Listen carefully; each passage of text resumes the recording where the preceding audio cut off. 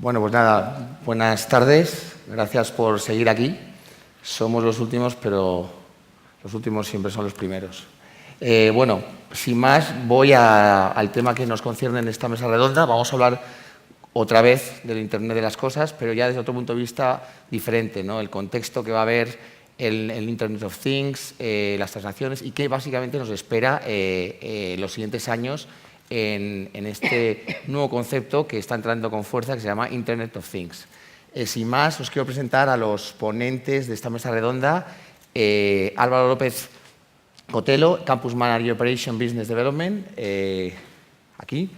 Y Luis Pérez de Val, CEO y founder de Lola Market. Javier Mendizábal, gerente de marketing. Y Daniel Seuba, diseño estratégico de productos. Creo que me he olvidado a Jere Eco, que es VP de Business Development. Lo que sí os agradecería es que brevemente, en unas cuantas líneas, nos dijeras un poquito a qué os dedicáis en cada una de vuestras empresas, empezando por Jere. Capricode es una empresa origen finlandesa y se dedica para seguridad de gestión de dispositivos de IoT. Y esa IoT seguridad ya están aconteciendo.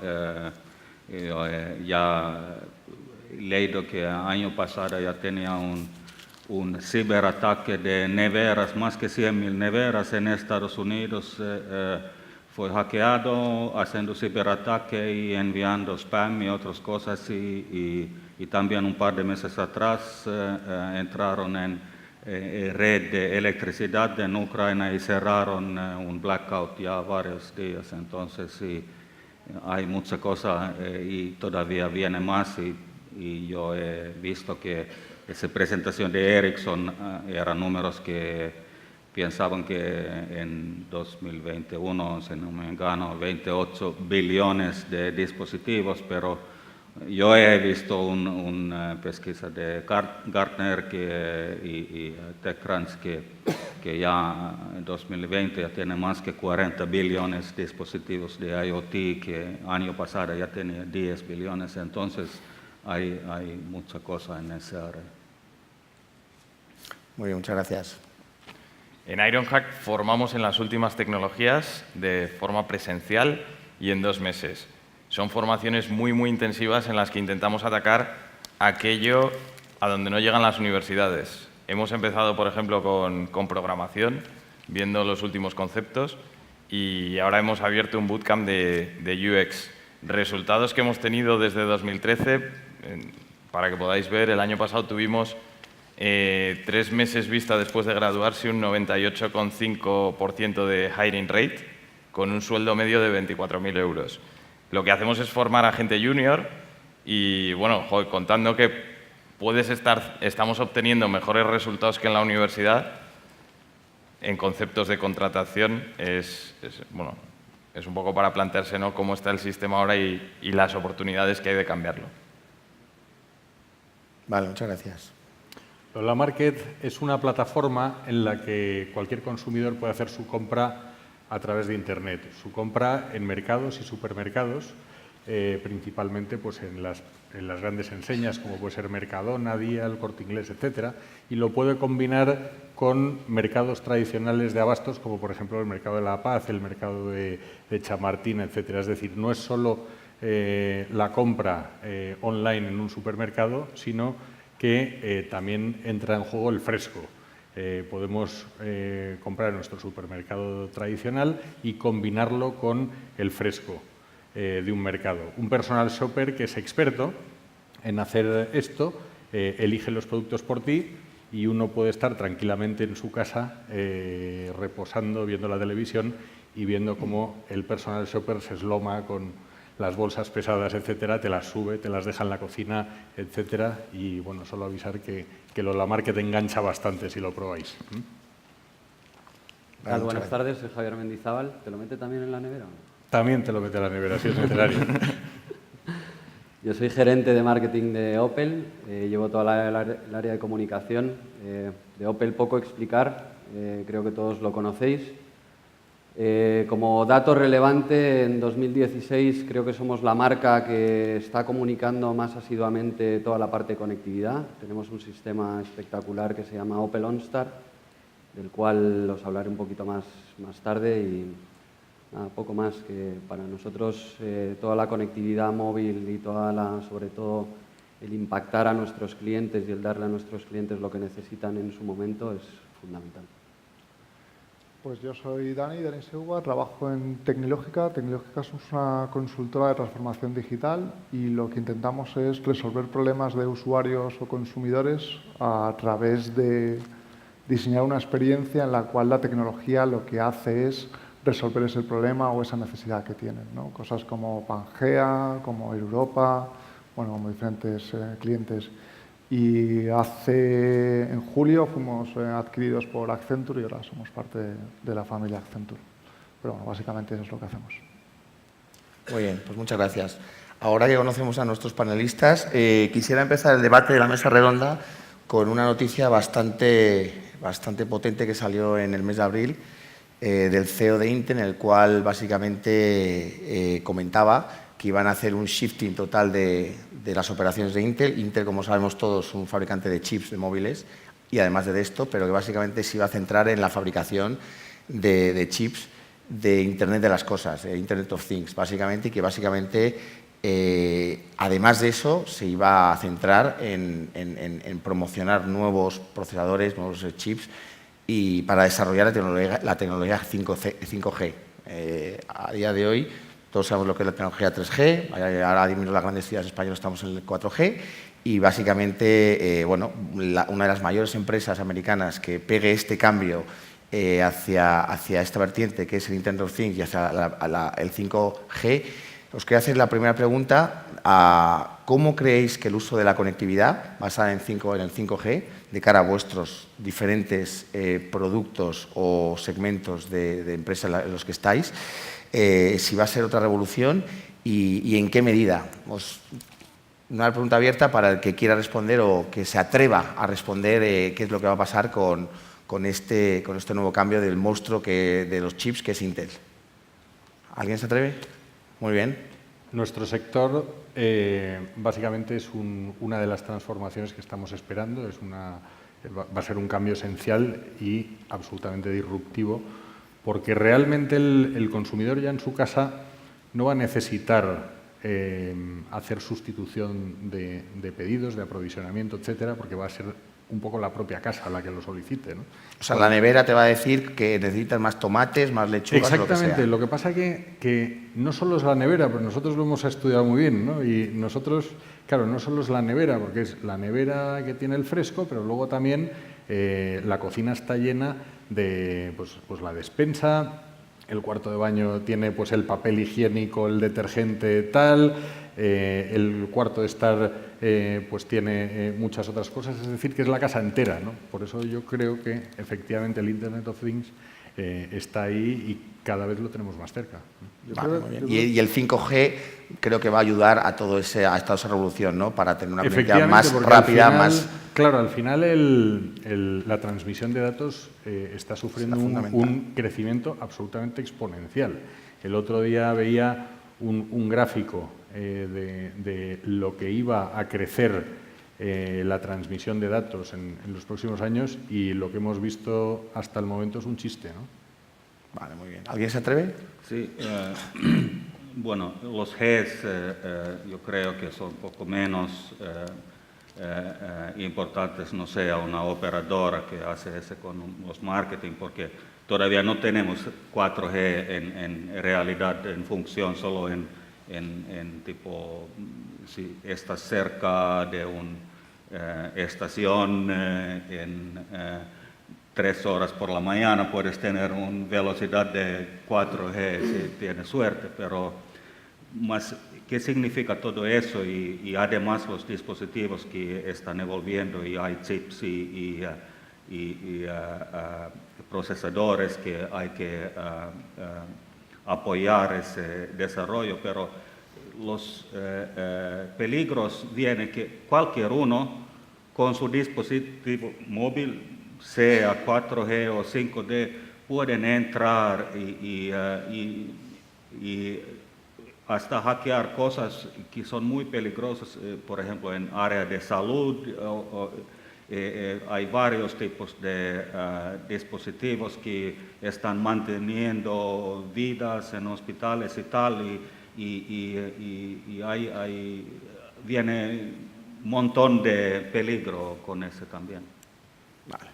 Yo lo que creo que también es importante entender que 5G, 4G, 3G, lo que es importante es que es un exponencial de recogida de datos, ¿no? Entonces, yo creo que vamos a ver en breve, o espero ver en breve,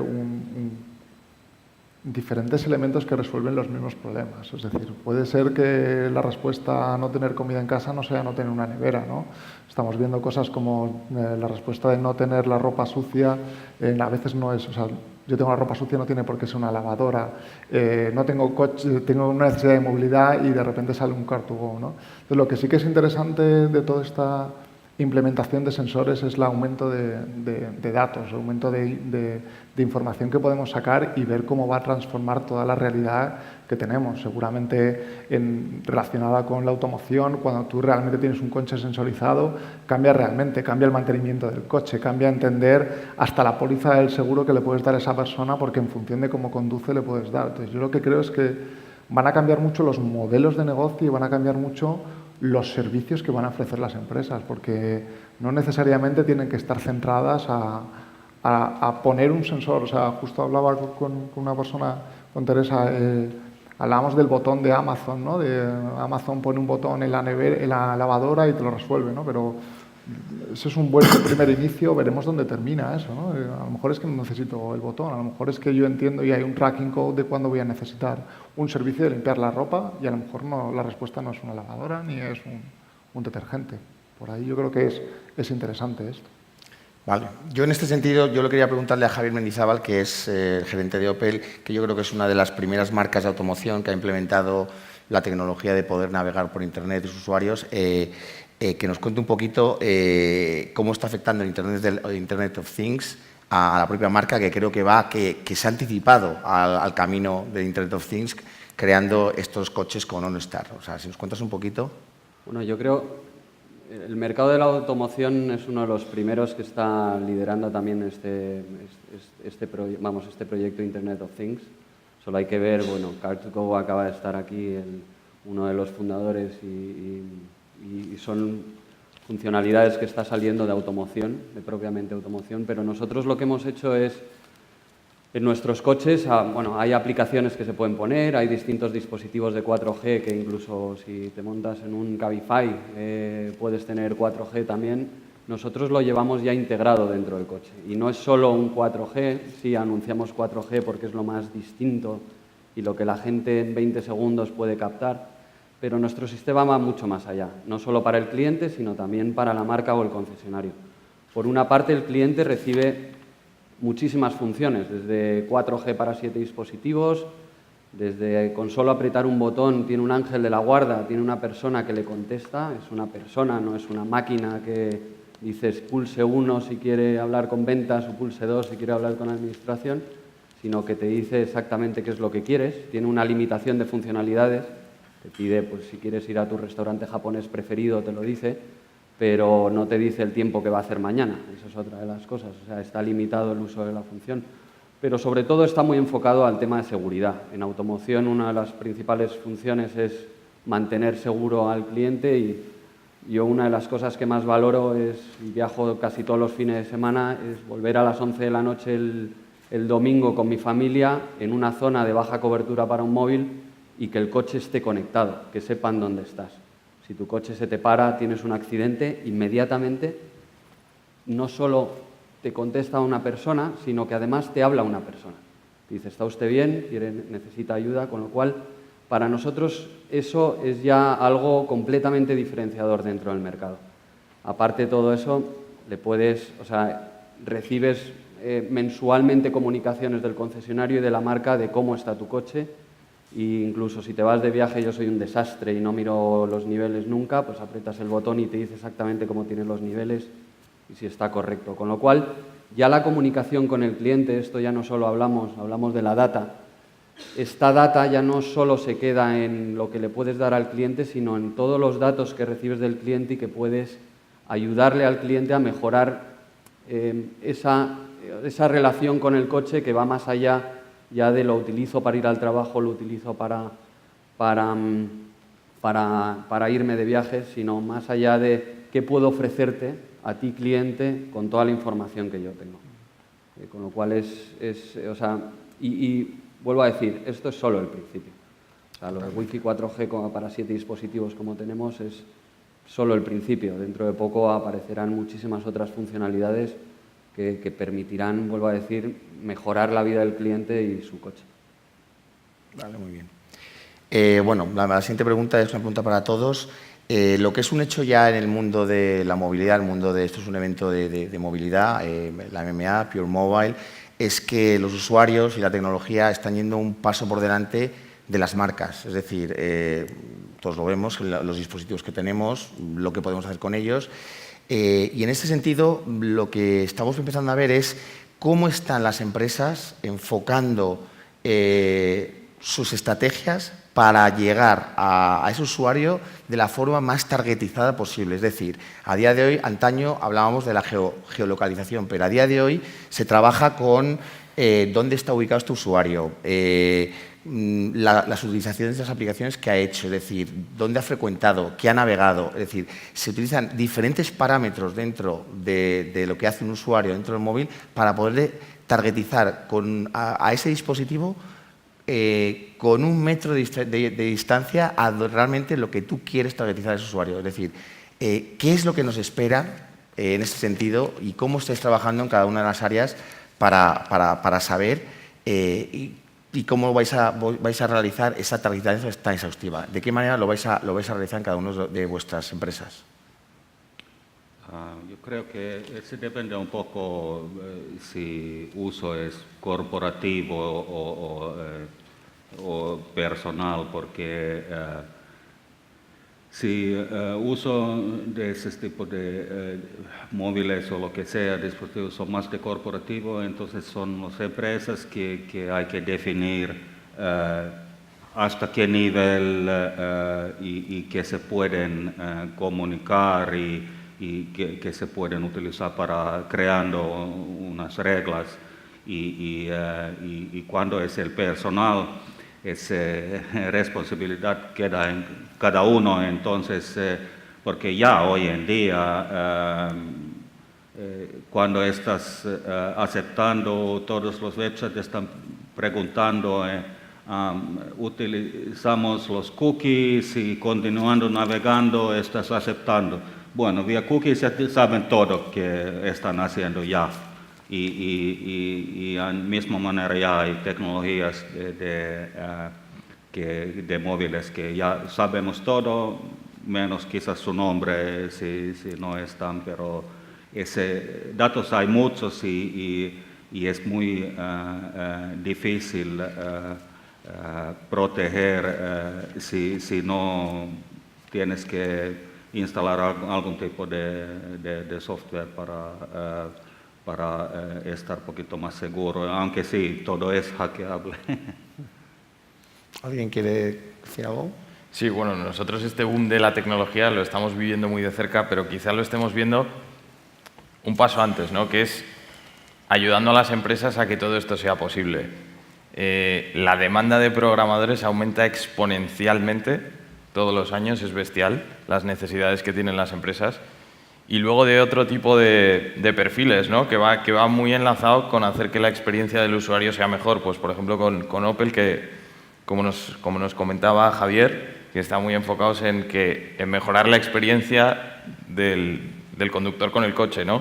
Y en esto, en el tema de User Experience, se está empezando también a gastar mucho dinero.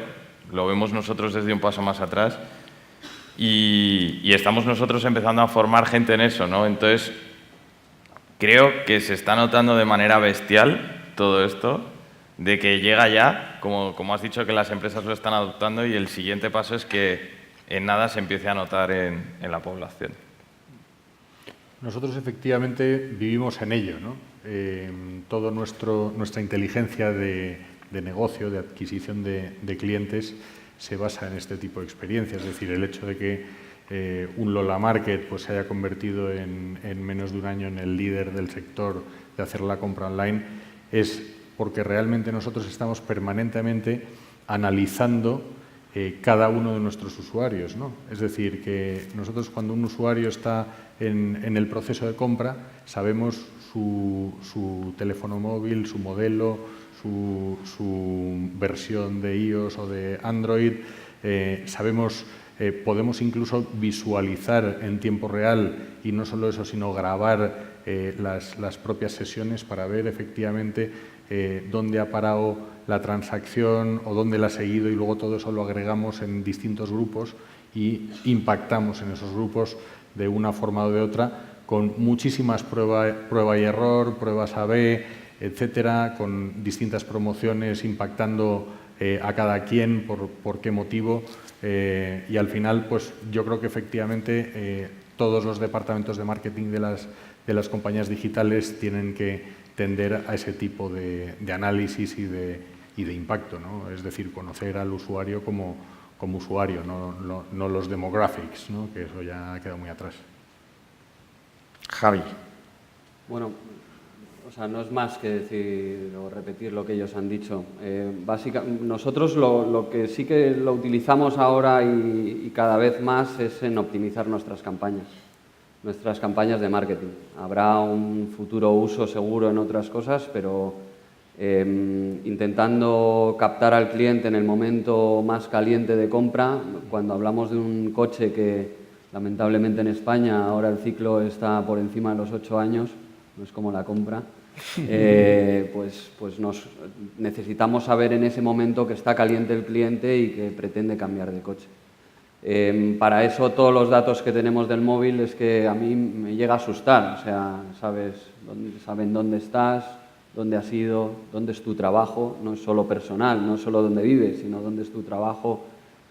Se pueden conseguir muchos datos que te dan esa capilaridad que te permiten saber de tu cliente cuándo está más caliente para cambiar coche. No solo por localización, sino por uso de aplicaciones, dónde se mete diariamente, y la verdad es que para las marcas es súper interesante, nos va a hacer optimizar esos impactos mucho mejor que no como los lanzábamos antes, que era un poco a lo loco, a ver a quién pillábamos. Pues yo, por salir un poco a tangente y en las experiencias que hemos tenido nosotros, lo que nos hemos encontrado es un patrón en el cual tú tienes una capacidad ahora de condicionar el contenido en función, o condicionar la experiencia en función de la persona que esté dentro de tu ámbito de acción, ¿no? Entonces, lo que hicimos trabajando con diferentes marcas, nos encontramos que lo que hacían era identificar, crear un ciclo, pero daban siempre los mismos impactos o intentaban devolverle siempre la misma experiencia, ¿no? Entonces, nos planteábamos que eso era un poco error, es decir, yo entro en Mango o entro en cualquier retailer y de repente yo tengo una aplicación instalada donde he dejado una huella, donde he dejado un contenido que a mí me interesa, y toda la experiencia, todos los contenidos que están en esa tienda son iguales para todos, cuando en realidad hay un montón de individualidades ahí.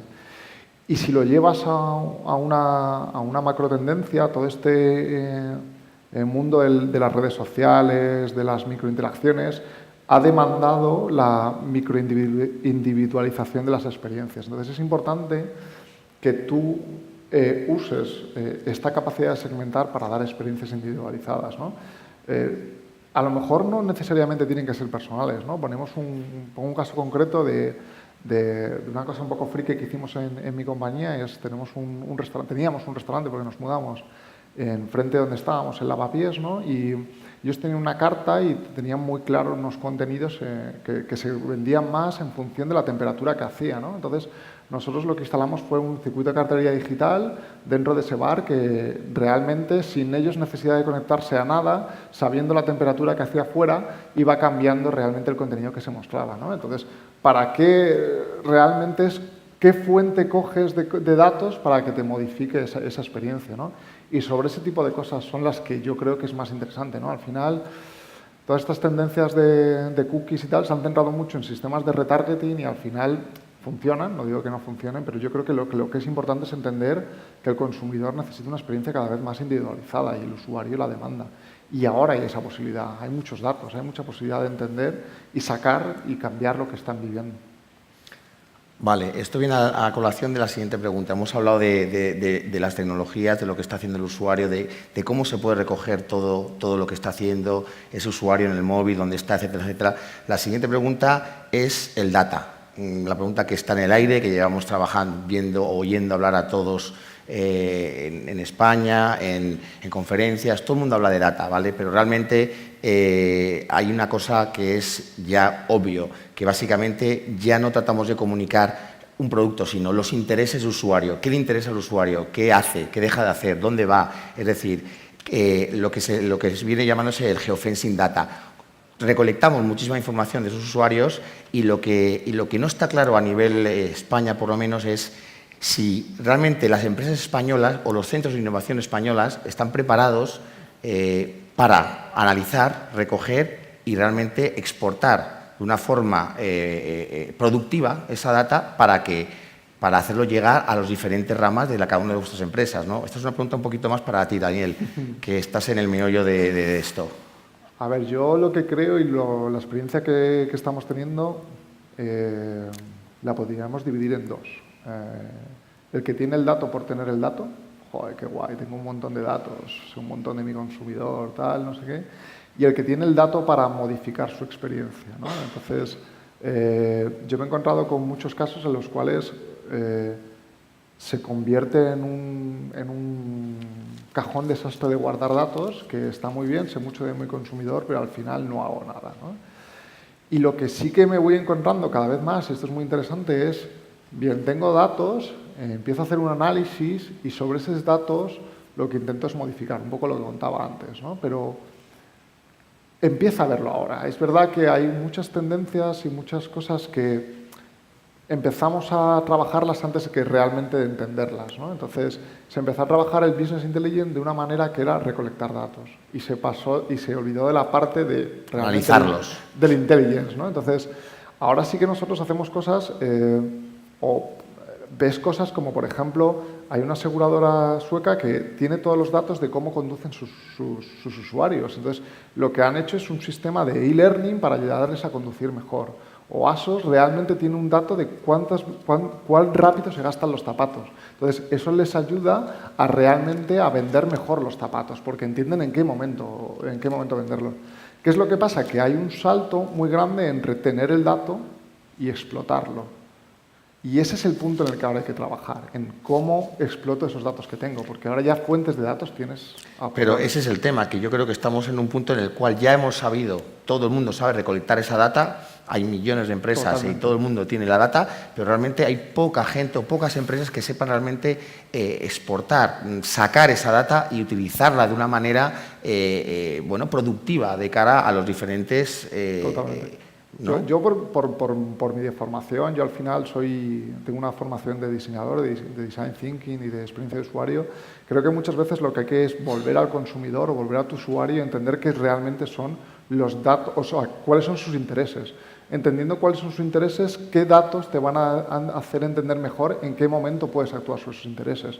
¿Qué es lo que está pasando hasta ahora? Que en realidad cogemos el dato, del dato vemos algo que es muy grande e intentamos aplicar una solución hacia el usuario. Y es al revés. Usuario, ¿qué necesidades tiene?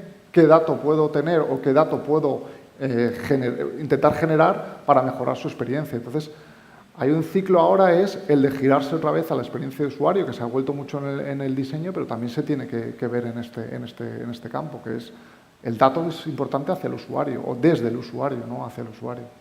Yo creo que pasa esto porque ahora mismo el mundo va muy rápido. Surgen nuevas cosas, nuevas tendencias, se ha pasado del Business Intelligence a analizar los datos y va tan rápido que la gente no está formada. Realmente tú llegas ahí, se te abre un campo nuevo y te tienes que poner a investigar cómo se hace eso, ¿no? Entonces estamos en una fase de autoaprendizaje y lo que vemos nosotros es que a partir de ahora todo va a ser autoaprendizaje, porque todo va a ir el doble de rápido, van a salir nuevas cosas y vas a tener que estar constantemente aprendiendo, ¿no? Entonces, en la situación que nos encontramos ahora, estamos ante un océano que no sabemos lo que hay, nos tenemos que lanzar a intentar pescar a ese usuario y es aprender. Y vas aprendiendo pegándote tortas por el camino, ¿no? Entonces, ¿por qué son pocos los que lo hacen? Porque realmente hay poca gente que esté entendiendo bien cómo hacer esto, ¿no? y cómo aprenderlo. Y la última derivada de todas, que es la que nos trae hasta aquí, es que a día de hoy prácticamente no hay ningún sitio donde tú puedas aprender esto. O sea, tú quieres ir a aprenderlo y nadie te lo va a enseñar. Y ya no hablamos de las universidades, que si vas, pues imaginaros, ¿no? Marketing, vais a dar marketing recibir clases de marketing en cualquier universidad pública y estaba muy bien si salías al mercado laboral en 1970. Pero ahora mismo de poco te va a servir si no te enseñan Facebook Ads, si no te enseñan lo que es SEO, SEM, y ya no que te lo enseñen con una frase muy bonita, sino hacerlo, ¿no? Yo creo que también, Luis, tú en tu sector es muy importantísimo el tema de la data. Nos has dicho antes que la recolectáis, sabéis qué está haciendo el usuario, pero ¿realmente la estáis utilizando? Mira, nosotros, para sacar el jugo de verdad a toda esta parte, y yo creo que como el cerebro humano solo aprovechamos una parte muy pequeña, ¿no? Pero básicamente hay dos vías que nosotros utilizamos. La primera es efectivamente tener un equipo de business intelligence interno de la compañía, que al final es reforzarte mucho en mente matemática y analítica. Y esto, pues que se genera una serie de dashboards en los que tú esa data la hagas un poco amigable, ¿no? Para que efectivamente en tiempo real tú tengas los KPIs y puedas actuar sobre ellos de una manera ágil, ¿no? Y luego, efectivamente, esto ya se ha convertido en un... Vamos, yo cuando empecé en Internet en el año 2000, verdaderamente lo hacías tú todo, ¿no? Ahora mismo yo lo que veo que hay una serie de aplicaciones fantásticas y lo que se convierte en las plataformas tecnológicas al final es en un agregador de estas aplicaciones. Tú vas incrustando componentes, los adhieres a tu máquina y a partir de esos sistemas pues puedes actuar muy rápidamente sobre esa data, ¿no? Nosotros te podría decir pues, 5 o 6 aplicaciones que nosotros usamos. Entre ellas, por ejemplo, una que utilizamos todos los días es Mixpanel. Mixpanel al final es una aplicación que te permite recolectar data en tiempo real, lo que está pasando, y hacer acciones tan fáciles como mandar un SMS, un email, un newsletter a un colectivo, etcétera, de una manera muy ágil y muy, o sea, con ese análisis ya predeterminado sobre eventos que tú mismo has parametrizado. Vale, muchas gracias. Sí, yo creo que ya ves, realmente detectar esa relevancia de datos más útiles y construir modelos y algoritmos y tal para automatizar ese tipo de cómo hacer decisiones correctas y mucho más rápidos y eso, como no hay todavía un curso de universidad para hacer ese se tiene que probar y errar y probar de nuevo y tal y ahí se van aprendiendo. Bueno, pues para ir terminando me gustaría que cada uno de vosotros desde vuestro ámbito empresarial y de vuestro ámbito de empresa en la cual estáis me dijerais un titular sobre la siguiente frase. Básicamente es los retos y las mejoras que le esperan al móvil en los próximos años. Básicamente decirme cada uno un titular, dos líneas breves en cuanto a qué nos espera. Empezando por el que quiera. Bueno, caos total. Caos total para ti, vale. Pues no te sé decir ahora mismo. Es que retos hay muchos que le esperen. Bueno, pues entonces para ti sería muchos retos. Para mí que sea más pequeño. Fíjate lo que te digo. O sea, que estemos en un mundo muy atomizado y lo que queremos es que esté mucho más sí, pequeño. Digo como experiencia del usuario, porque ya considero que me da muchos servicios, que sea más pequeño, pero que me pueda dar los mismos servicios. Luis. El móvil soy yo. Vale. Javier. Yo te diría, que, y hablando de data, que el análisis no nos lleva a la parálisis. O sea, que con mucho dato me parece muy bien, pero que sepamos utilizarlo. Muy interesante eso. Yo centrado un poco más en el móvil, yo creo que al final como titular para mí es el móvil se va a convertir en el centro del todo, o sea, va a suprimir va a ser tú vas a querer ver algo en la tele y no te lo va a servir un decodificador que tengas en la tele, sino te lo va a servir directamente tu móvil. Esa es mi visión. Vale, muy bien. Y una Ya ves. cosa es que no lo sé si móvil es un correcto término, van a estar algún tipo de híbrido dispositivo porque están combinando los que consideramos ser móvil y los futuros todas tecnologías de VR y AR y tal, y vamos a ver. Sí, yo creo que hay una cosa ahí, y vuelvo a un poco de formación, es el modelo semántico, ¿no? Yo creo que lo llamamos móvil porque es como se llamaba cuando lo empezamos a usar, pero o smartphone aún me parece que sería también, o sea, esto no es un teléfono, será otra cosa y habrá que inventarle un nombre o el concepto cambiará de significado cuando lo usemos de otra manera, vamos.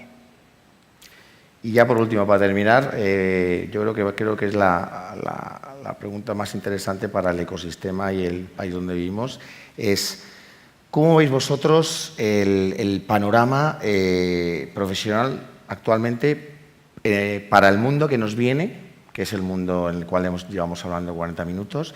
¿Qué tipo de puestos de trabajo son los que más se van a demandar? Estamos hablando de expertos en ciberseguridad, estamos hablando de ingenierías, de business analytics, de business intelligence, de programadores, de marketing tecnológico, creativos.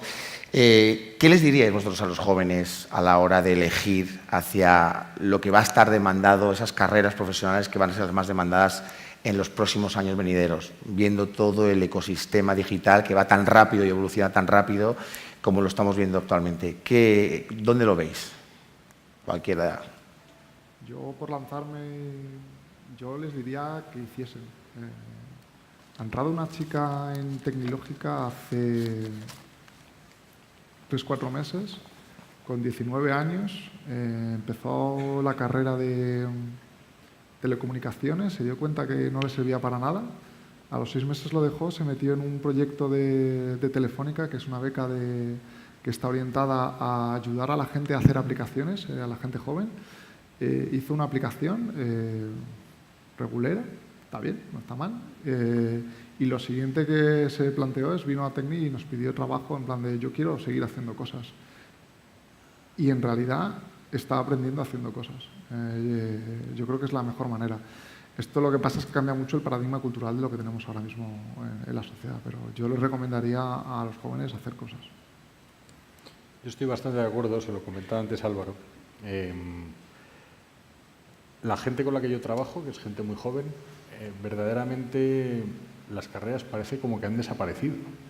La gente es autodidacta, es decir, hay que hacer algo en Google Analytics, o hay que hacer algo o hay que hacer un forecast sacando la desviación típica. Entonces, para mí la gente más brillante es la gente que se mete ellos mismos en YouTube o lo que sea, ven tutoriales, ven vídeos, y son gente machaca que hasta que no lo ha entendido y se convierte en expertos en esa pequeña disciplina que es la que toca, no paran, ¿no? Entonces es gente voraz, gente con hambre, y lo que pasa es que yo creo que ya esas temáticas eternas de los que nos tocó estudiar ingeniería o económicas, etcétera, pues yo creo que ya no van a durar mucho, o sea, se van a desintegrar, es mi sensación. Bueno, es que el éxito de Álvaro es básicamente eso, ¿no? Salirte del modelo tradicional que hay aquí en España de las universidades, de una carrera, a realmente darle a los jóvenes lo que necesitan en ese momento que no te lo puede ofrecer la universidad a título normal, ¿no? Y no es solo eso, ya no es lo que no te ofrece la universidad. Es curioso porque hasta nosotros llegan muchos ingenieros informáticos después de hacer la carrera, que dices, joder, has estado ahí 5 años, ¿qué te han enseñado, no? Y llegan los pobres y dicen, joder, enseñarme a programar. Y realmente lo que nosotros nos enfocamos en enseñar a hacer cosas, ¿no? De que salgas sabiendo hacer cosas. Y yo, si tuviera que dar un mensaje a los jóvenes, diría, 1, aprender a programar.